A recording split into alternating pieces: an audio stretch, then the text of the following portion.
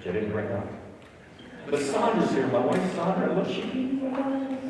Let's hear for Sandra, please.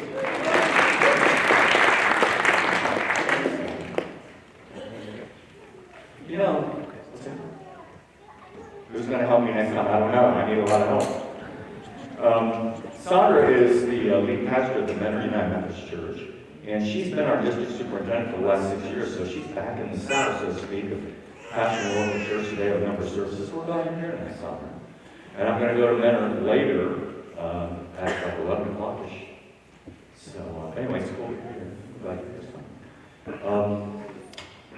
So, as I was talking about this whole thing of celebrating the birth of God in a baby, it can be kind of a tough, well, I don't want to say tough sell, but it can be a hard thing to really imagine, to believe, and to understand.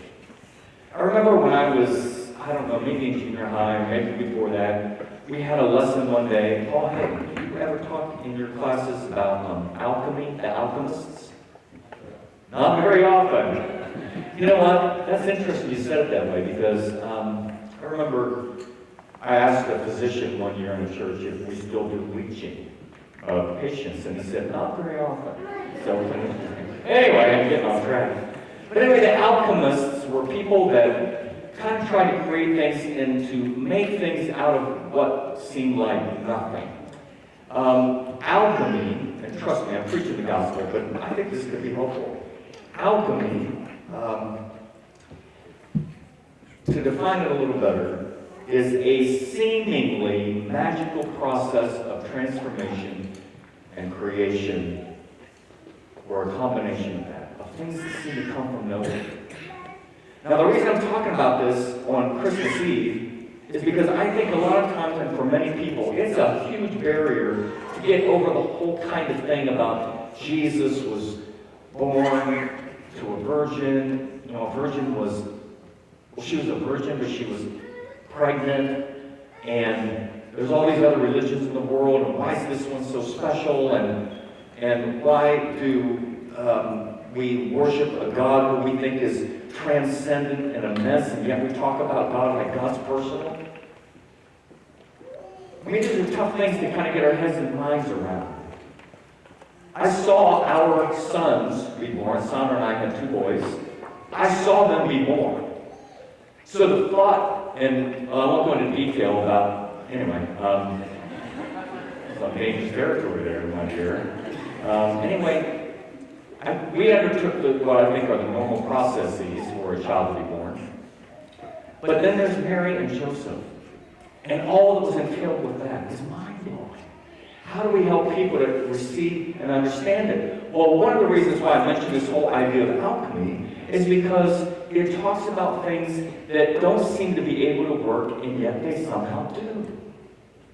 Now, I'm not a physicist, and some of you in the house may be physicists, but my understanding is, although you may be the exceptions to it, that even physicists, sorry if I'm spitting on you guys, even physicists don't fully understand how a bicycle works.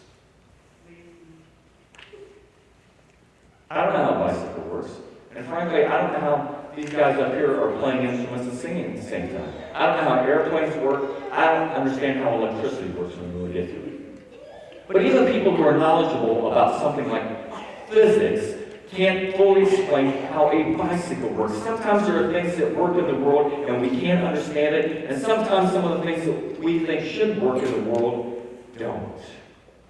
So there's a guy named Rory Sunderland, and he's written a book called Alchemy.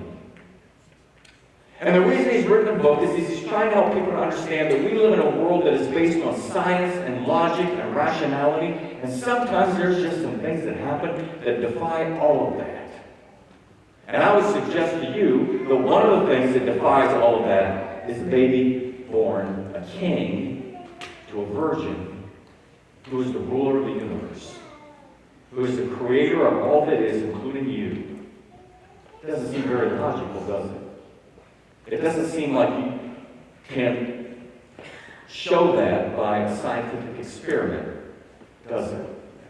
In fact, Mr. Sunderland says this: we've created a magic-free world, he uses the term magic, of economic models, business case studies, and narrow technological ideas which together give us a wonderful, reassuring sense of mastery over a complex world. And often these models are useful, but sometimes they're inaccurate or misleading, and occasionally they are highly dangerous. He goes on to say, the need to appear scientific in our methodology may prevent us from considering other, less logical and more, again, the word he uses, magical, or might I say, alchemic solutions. He says, we discovered that problems almost always have a plethora of seemingly irrational solutions waiting to be discovered, but that nobody is looking for them. Everyone is too preoccupied with logic to look anywhere else. The trick to being an alchemist, as he calls it, lies not in understanding universal laws, but in spotting the many instances where those laws do not apply. It lies not in narrow logic, but in the equally important skill of knowing when and how to abandon it. That's why this way of looking at the world is more valuable today than ever. You see, not everything that makes sense works, and not everything that works makes sense. Every year, for the last 30 plus, just about, I have had the absolute privilege and audacious task of standing before people, sweet dear people like you, and trying to tell a story that many of you have heard so many times, maybe you can't hear it anymore. Oh yeah, she arrived Mary, she was a virgin, they say, right, young baby Jesus, he's so cute. Sweet little baby Jesus.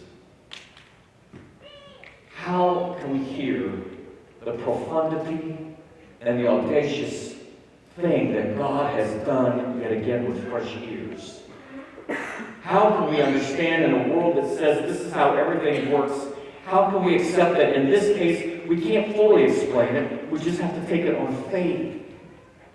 That God broke through all the laws that we might see and say exist and did something that we just can't get our minds totally around, but that we will receive on faith because we believe that Jesus was born of a virgin, Mary, in a town called Bethlehem, but moved to a place called Nazareth that no one would have sent a king from. No king came from Nazareth. This doesn't make sense. It doesn't compute. I mean, doesn't it seem that if the King of Kings and Lord of Lords was really that, an advanced team of hundreds would have come and made the way for him and gotten everything set, and all the big wigs and the big wheels would have known about it, and they would have gotten there, and guys would have been talking into their wrists on their microphones, and shepherds doing in that culture what was a despised trade. It was shepherds to whom the angels sang. It's so illogical, it doesn't make sense. I remember when our eldest Eli was born. I suspect, Sandra, you do too. She does. Now, Eli, he was a little beyond, he was past his due date to be born, right? So, do you mind me telling this little story from my end? It's a little, not so far she doesn't mind. It's a little late to ask her, isn't it? Yeah. Anyway, so Sandra was pregnant, and she was going to have her labor induced. It's going to be on Tuesday. We lived an hour away from the hospital where we had intended for Eli to be born. So we're sleeping, and all of a sudden Sandra wakes me up on a Sunday evening and says, my water broke. Now, she'd been up for a while. And I, in my groggy state, truly I wasn't trying to be funny, I said, well, I thought that was going to be on Tuesday. She said, no. She'd gone down, started laundry and everything, right? So we'd been to Lamaze classes, right? So I knew what I had to do. I had my own stenographer's pad ready, my pen, I had something to time it, and so I'm going to start timing contractions, right? And charting them. So Sandra calls the hospital an hour away, and they're like, okay, you probably not want to come. I spring it at you, because I'm the man. I get in the car, flooring, kind of. 2-lane highway. Now, if I may for just a moment, this is how amazing I was in those moments.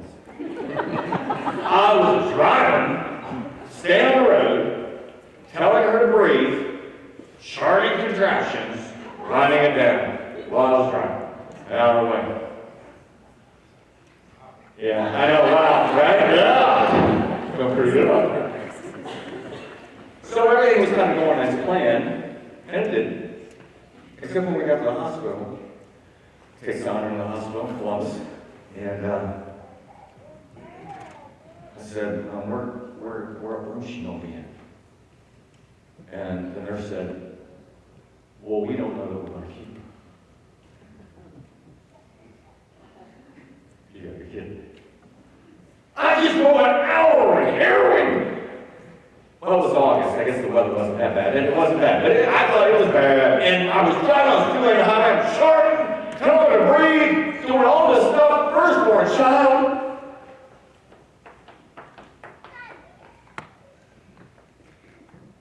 But you know what? I had to wake up in order for that whole process to happen for me. I could have slept through it all, I guess. Sandra could have taken care of it. She could have gotten in the car by herself. Well, she did. My point is, I had to wake up. And on that night, there were shepherds in the field keeping watch over the flocks. They were probably doing it in shifts because some people needed to sleep while others watched the flock. Don't you know that those shepherds had to be waking up? Wake up! And I can imagine they didn't have to be waking up because the glory and splendor of it all was right there. It woke them up. It was illogical. It didn't make sense. It wasn't the way it was supposed to be. When the Messiah came, he was supposed to come like on a chariot and run the Romans out and be the man and rule forever. And yet there he was, baby. Manger. It doesn't make sense. And yet those shepherds believed. They were amazed, and they glorified and they praised God, and they went back to those fields, and their lives probably were never the same again. You see, they had to wake up to realize and to receive something that didn't make any sense. If you will, the alchemy of it all, the amazing thing that defied everything they could have ever imagined about how God would work in the world. But it was prophesied from long ago. He was being born in the city of Bethlehem, the city of David. That's where royalty came from. All these things were just as they had been prophesied, but they had to wake up to see it. And to receive the new thing that God was doing. And don't you know that more often than not, Thomas Robert Snowden has to wake up to see what God is doing. I mean, I believe in Jesus. I love Jesus. I think about Jesus a lot, which is probably what you would hope I would do with what I do. I know you do too. Or maybe you're thinking about it, but things get dull, right? Stuff starts to happen. Life comes in crashing. Things that you never imagined would happen. And suddenly we begin to think, where are you, God? I can't see you. What are you doing? I can't feel you anymore. And then sometimes in our youthful exuberance, we're so strong and strapping, and we think we've got it figured out and we know a better way. And it doesn't make sense when we try to tell people who believe in Jesus. They're like, yeah, you believe in that? That's a fairy tale. That can't be true. And yet, we gather on this day to say, we believe it's true. We can't explain it all to you. We use scriptures that we believe in. You may not, but I'm telling you, God has shown up. And He didn't show up like you might think somebody would, King. He didn't come in on an Air Force One or anything like that. I know it's hard to believe. But let me tell you what He's done in my heart. Let me tell you what He's doing in my mind. Let me tell you how He has spurred people to do such amazing, gracious, loving things you could never imagine. They would have never done it on their own if it weren't for that baby born in their heart. Let me tell you about Jesus. I know it doesn't necessarily make sense. I know it doesn't necessarily add up. I know it doesn't seem like the way you would do it. But sometimes the things that work, we can't figure out how they work. And sometimes the things that don't and should, they don't. We just believe that Jesus is. If you want your life to mean something, in the midst of the hardship and the struggle and the ache and the pain. If you want your joys to be more glorious than you could ever imagine, better than the best day of your life, then I would invite you to consider that in fact God has come. And He has come to me. He has come in innocence and in love and joy. And oftentimes we just have to wake up to see it, to hear it. Because sometimes we're lost too. We're in that field and it seems empty, like nothing's happening, and all of a sudden God can show up. So I ask you, do you want a beautiful life? I ask you, do you want something more than His? I ask you, do you think that you can begin again? I ask you that even if you can't figure it all out, and even if it doesn't compute, and even if it doesn't make sense, and even if it seems like the most illogical or illogical thing, to believe that God can do something that you can't really explain. And to believe that He has come to save you. And can you believe that He will meet you where you're at and take you where you need to be? I cannot convince you. And I can tell you that God sending His very Son into the world isn't magic. It's real. And it's the most real thing that I know. And if you allow yourself to believe, it will be the most real thing in your life. Will you pray? Oh Lord,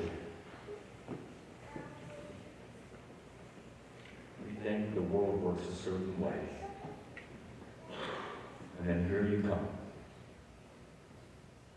We see ourselves a certain way, and here you come. We think what the world tells us about who we are is the way it is. And then you come. And you change everything. And Lord, we want to cling to how things are. We're at times comfortable, even though it's painful. Seems that there can be comfort, some kind of crazy comfort in the midst of misery. And you have come to set us free. And you came in a way that we cannot dismiss. You came as a child, vulnerable, as are we. But the God of the universe, as we are not. And you came to save us and bring us home. So, Lord, in the midst of all that is and all that may be, help us to worship you. Help us to trust you in all things. We pray this, Lord, in the name of Jesus, who in His latter years and in His deep and perfect wisdom taught us to pray. Our Father, who art in heaven, hallowed be thy name. Thy kingdom come, thy will be done, on earth as it is in heaven. Give us this day our daily bread, and forgive us our trespasses, as we forgive those who trespass against us. And lead us not into temptation, but deliver us from evil. For thine is the kingdom, and the power, and the glory forever. Amen. I want to invite the beautiful